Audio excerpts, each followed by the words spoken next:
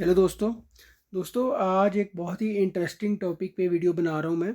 दोस्तों, बिटकॉइन की प्राइस के बारे में बात करेंगे कि बिटकॉइन की प्राइस में आने वाले 5 to 6 मंथ्स में या 1 ईयर में क्या हो सकता है और शॉर्ट टर्म में इसके प्राइस में क्या इम्पैक्ट पड़ सकता है, और जो करंट इसमें जियोपॉलिटिकल फंडामेंटल जो प्रॉब्लम्स चल रही हैं बिटकॉइन के में, वो उसका प्राइस इम्पैक्ट क्या होगा और हमें इस प्राइस इम्पैक्ट में कैसे प्ले करना चाहिए इस मार्केट में, अभी हमें फ़िलहाल क्या करना चाहिए, तो उन सब चीज़ों के बारे में बात करेंगे। दोस्तों, ये एक आर्टिकल है जिसमें कि सिस्मिक माइनिंग शिफ्ट के बारे में बताया है। तो सिस्मिक माइनिंग शिफ्ट क्या हुई कि जब भी किसी बड़े लेवल पे एक एक जगह से दूसरी जगह पे बिटकॉइन माइनिंग मूव करती है ना, उसको कहते हैं सिस्मिक माइनिंग शिफ्ट। तो जिन लोगों को नहीं पता उनको मैं बता दूं कि चाइना एक ऐसा कंट्री है जिसमें कि 75% जो बिटकॉइन की टोटल माइनिंग है वो चाइना में है। ठीक है।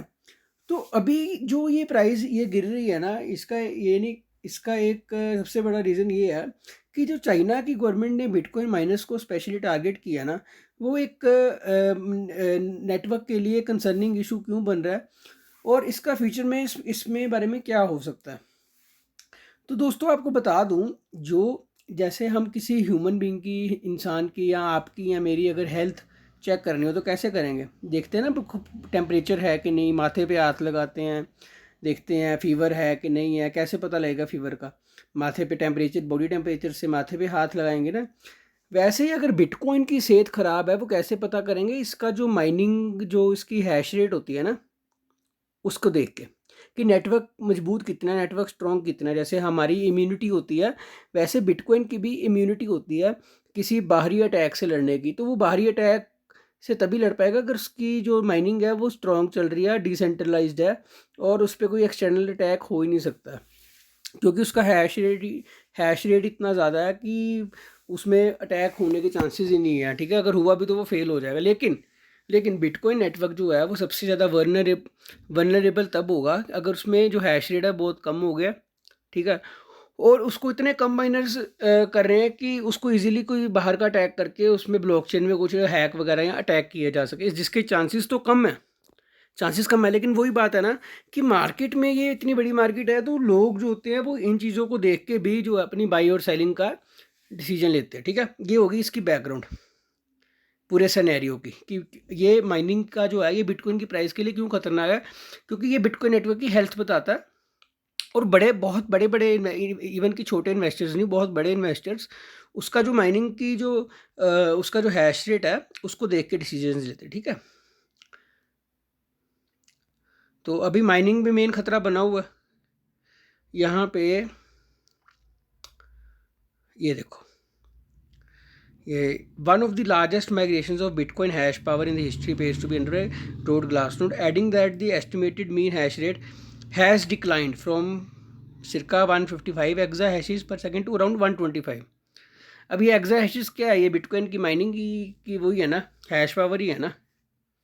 तो ये जितना स्ट्रॉन्ग होगा, ये देखो यहाँ पे आप ग्राफ में देख लो, -16% वैसे दिखा रहा है और पता नहीं अभी और कितना गिरेगा।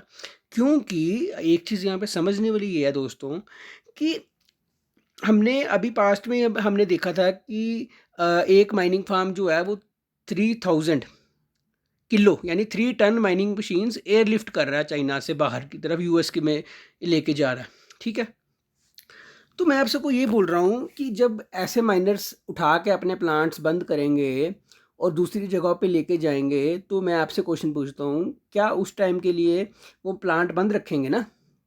इसको 15, ये तो है नहीं कि यहाँ से लेके अभी इंडिया से पाकिस्तान लेके जाना है तो बॉर्डर के थ्रू ही जो है ट्रकों में ही डाल के माल भेज दो और एक कंट्री से दूसरी कंट्री पहुँच गया।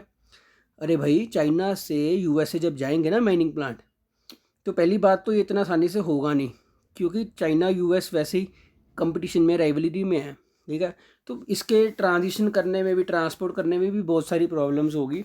और अगर नई प्रॉब्लम्स आती तब भी जो है आप 1 महीने से 3 महीने तक का समय टाइम लेके चलो कि जो माइनर्स वहाँ पे प्लांट लेके दोबारा लैंड खरीद के दोबारा परचेज करके जो सारा कुछ है दोबारा प्लांट रनिंग करने में। ठीक है, 6 मंथ्स भी लग सकते हैं, कोई बड़ी बात नहीं है, क्योंकि बहुत बड़ी प्लानिंग इसके लिए चाहिए होती है एक जगह से बंद करके दूसरी कंट्री में चलाने के लिए।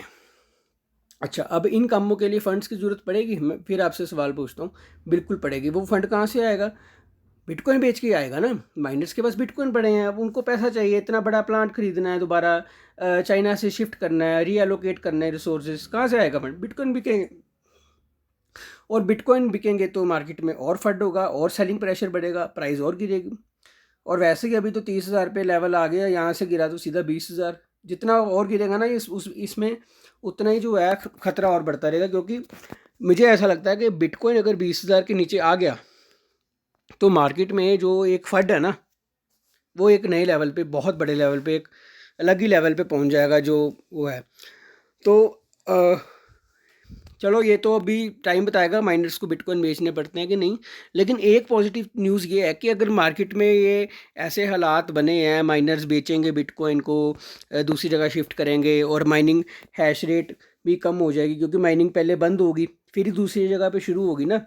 पहले वो हैश रेट जो उसका एल्गोरिदम है वो भी बंद करेंगे उसका माइनिंग का, तब भी बिटकॉइन खतरे में होगा।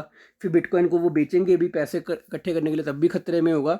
तो बिटकॉइन पे कोई छोटा मोटा खतरा नहीं है। ये जो आप डंप देख रहे हो, ये एक हिस्टोरिकल मूवमेंट भी हो सकता है बिटकॉइन के लिए, जैसे मार्च में हुआ था ना 2020 में $3,000 वाला।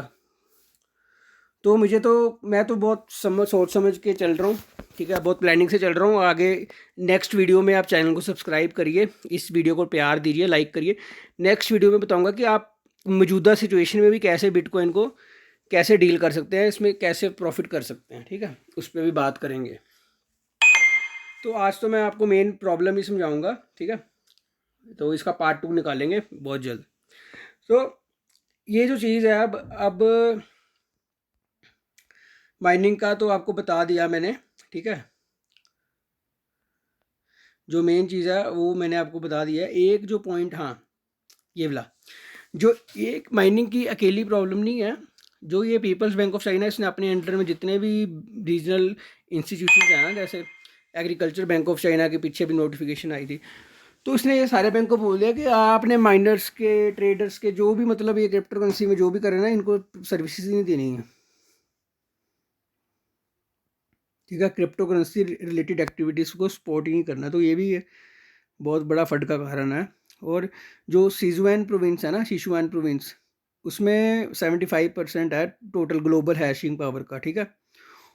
और उन्होंने तो इसी इसी प्रोविंस में तो उन्होंने बोला कि लार्ज माइनिंग फर्म्स को कि आप लोग भी बंद करो, बस बहुत हो गया आपका। शायद इसके पीछे यही रीज़न है, जो ये चीज़ शुरू हुई थी इलॉन मस्क से, कि ग्रीन एनर्जी और रीन्यूएबल एनर्जी पे फोकस करना पड़ेगा, शिफ्ट करना पड़ेगा, ऐसे तो सारी इलेक्ट्रिसिटी और बिटकॉइन माइनिंग में चली जाएगी। तो अब वो तो एक्सपर्ट्स बताएंगे कि ये कितनी हद तक एनवायरनमेंट फ्रेंडली है बिटकॉइन, लेकिन अभी जो करंट सिचुएशन है उसमें एक माइनिंग को बहुत बड़ा इसकी झटका लग सकता है, ठीक है। और माइनर्स की जो कैपिटलेशन इसको बोलते हैं, कि मैंने आपको समझाया कि उनको फंड्स के लिए उनको एक जगह, अगर यहाँ तो वो बंद कर देंगे तब भी बिटकॉइन खतरे में है, अगर टोटली अगर बंद करके कहीं और शुरू करते हैं तब भी खतरे में है, क्योंकि उसमें बहुत टाइम लगेगा, तब तक प्लांट्स बंद रहेंगे, माइनिंग हैश रेट गिरेगा, और बिटकॉइन भी बिकेंगे ओपन मार्केट में। तो ये कुछ खतरे थे दोस्तों। मुझे बताइएगा कि आप इस सिचुएशन को कैसे डील करेंगे, ठीक है, वो सारे पॉइंट्स हम अगली वीडियो में कवर करेंगे। प्लस प्लस आपको अगर लगता है कि बिटकॉइन की प्राइस ये सारे सिनेरियो में कहाँ तक गिर सकती है, ऐसा भी मुझे कमेंट करके बताइएगा। और बाकी जल्दी मिलेंगे अगली वीडियो में, तब तक के लिए खुश रहिए, आबाद रहिए और सेफ रहिए, ठीक है। ओके दोस्तों, बाय, टेक केयर।